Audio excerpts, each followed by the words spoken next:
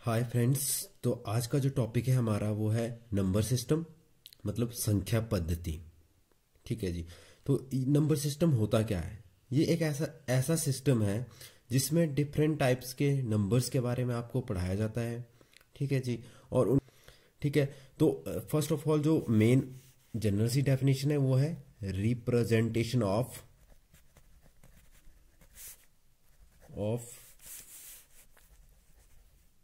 Number and show relation between them. ठीक है जी। Show relation between them.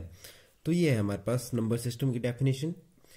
तो अब रिप्रेजेंटेशन ऑफ नंबर मतलब ये नंबर को कैसे लिखा जाता है, कैसे दर्शाया जाता है, और डिफरेंट रूल्स के बेसिस पे उनको वर्गीकृत किया जाता है, डिफ्रेंशिएट किया जाता है कि अलग अलग तरह के नंबर्स होते हैं हमारे पास। ठीक है जी। तो अब नंबर को रिप्रेजेंट कैसे किया जाएगा, सबसे बड़ी बात यह कि नंबर को रिप्रेजेंट कैसे किया जाएगा।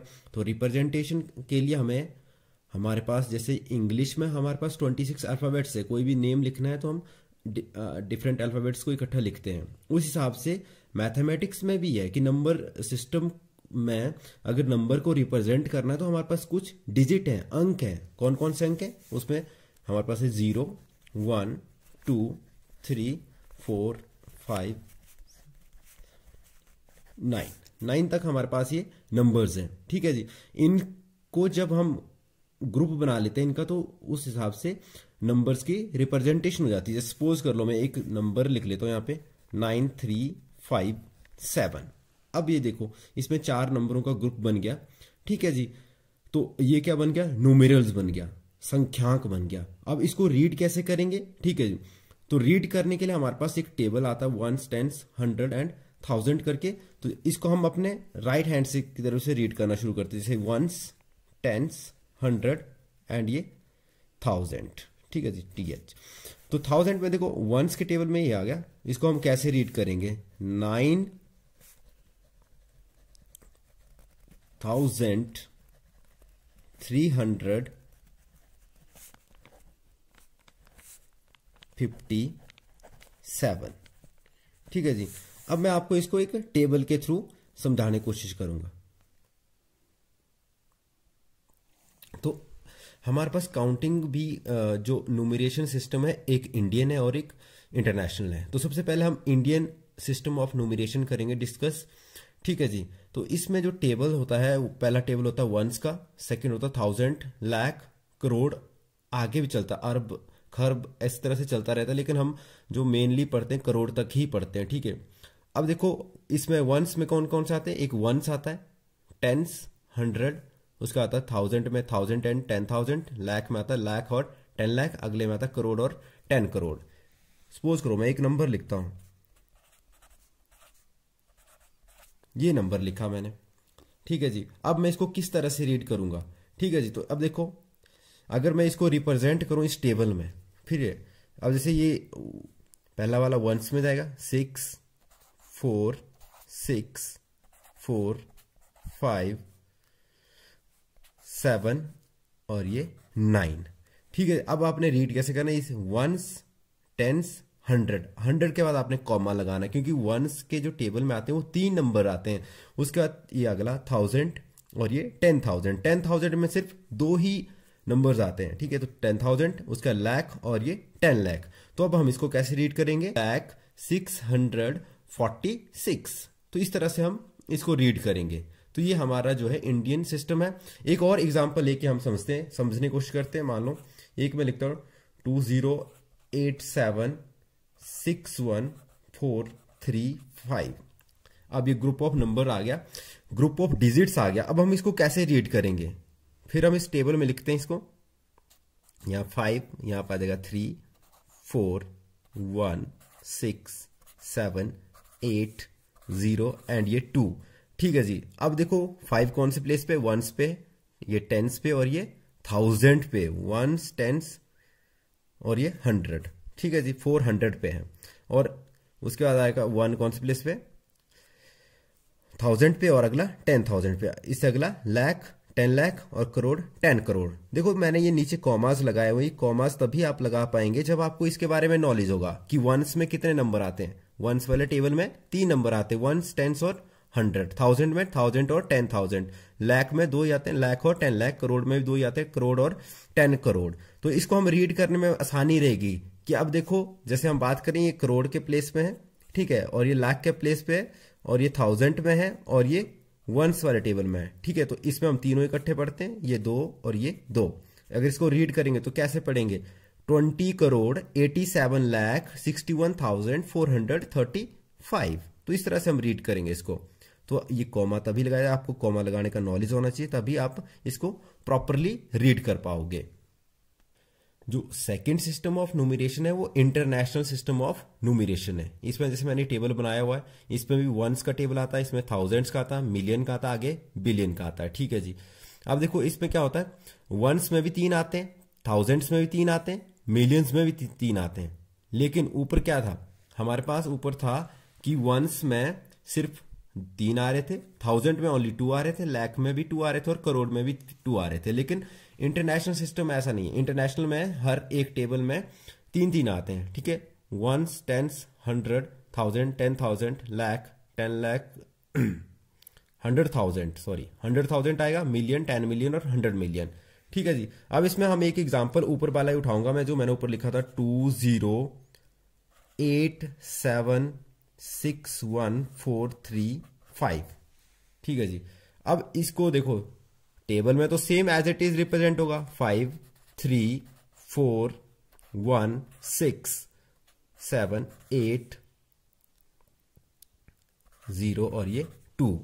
लेकिन हम इसको रीड कैसे करेंगे? अब मैं रीड करने की बात करूं, जैसे इसमें वही बात आएगी, ones, tens, 100, 1000, 10,000, 100,000, million, 10 million, 100 million, ठीक है जी। अब मैं इसको नीचे लिख रहा हूं यहाँ पे 287614335। देखो इसमें सभी के टेबल में 3 नंबर्स आ रहे हैं। अब इसको हम लिखेंगे कैसे? ठीक है, अब ये क्या है, 208 मिलियन आएगा। क्या आएगा इसमें? मिलियन। 208 मिलियन है। 761,000 आएगा, एंड 435, ठीक है। तो ये है, देखो इसमें इस तरह से लिखा जाता है, ठीक है जी। तो ये 2 थे हमारे पास सिस्टम न्यूमरेशंस के, इनके बारे में पढ़ा। अब नेक्स्ट जो हमारा टॉपिक रहेगा वो रहेगा value of digits in numbers, ठीक है। तो value of digit in numbers, संख्या में अंकों का मान। तो किसी भी संख्या में जो अंक होगा उसके 2 मान होते हैं, ठीक है। फर्स्ट वन होता है फेस वैल्यू,